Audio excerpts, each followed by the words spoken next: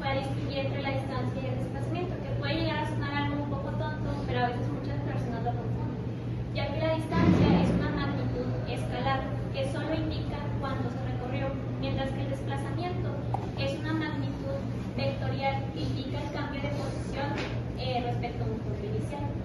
Más aparte, también aprendimos a calcular lo que viene siendo la velocidad, la aceleración y el tiempo utilizando ecuaciones de movimiento. Con respecto a esto, también analizamos diferentes gráficas, como en este caso fueron las gráficas de posición, velocidad y aceleración contra tiempo, que nos permitieron analizar de manera visual cómo es el cambio de movimiento de un objeto con el paso del tiempo. La etapa número 2 lleva por nombre cinemática, movimiento en una y dos dimensiones. En esta etapa es como una pequeña fusión de la etapa 1 con la etapa 2, ya que en esta etapa se amplía el estudio del movimiento, incluyendo los efectos de la gravedad. En este caso es una aceleración constante con un valor de 9.8 metros sobre segundo cuadrado. También se analizaron fenómenos como lo son la caída libre, el tiro vertical, el tiro horizontal y el tiro parabólico. También se podría decir que se estudió, no se estudió, pero sí se trabajó, que es el principio de independencia de los movimientos. Se preguntarán, ¿qué es esto? Esto explica que el movimiento horizontal es independiente del movimiento vertical, lo que significa que cada uno se puede estudiar por separado. Bueno, se podría decir que un pequeño resumen de la etapa 2 es que se combinan los dos movimientos rectilíneos para formar unas trayectorias más complejas.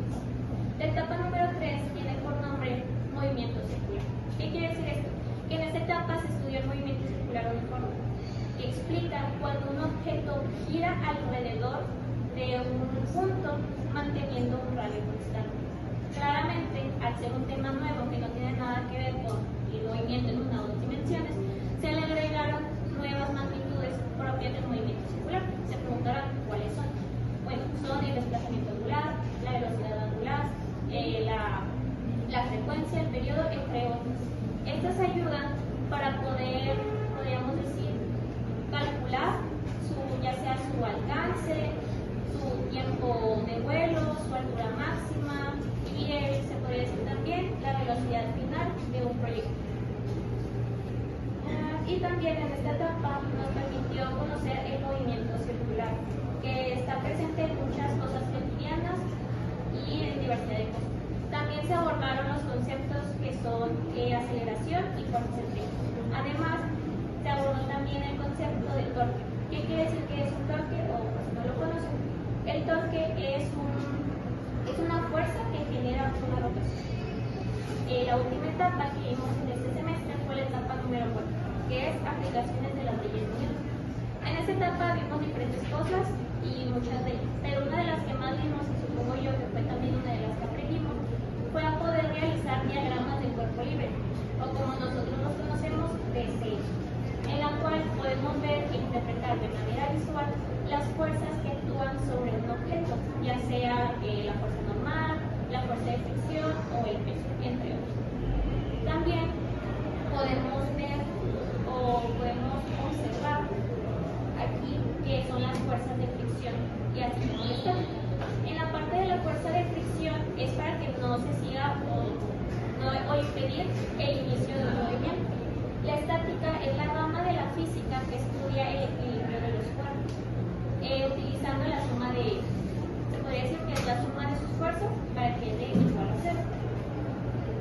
Por último, lo que vimos o la comparativa que hay entre la ciencia del movimiento y la mecánica en el entorno. La ciencia del movimiento tiene diversidad de temas a comparación con la de la mecánica en el entorno, pero en especial la ciencia del movimiento nos ayuda a describir cómo se mueve un cuerpo, a comparación de la mecánica en el entorno que nos explica el por qué se mueve. Estas materias se complementan ayudándonos a entender mejor la física para poder entender el concepto y poder entender las cosas que vimos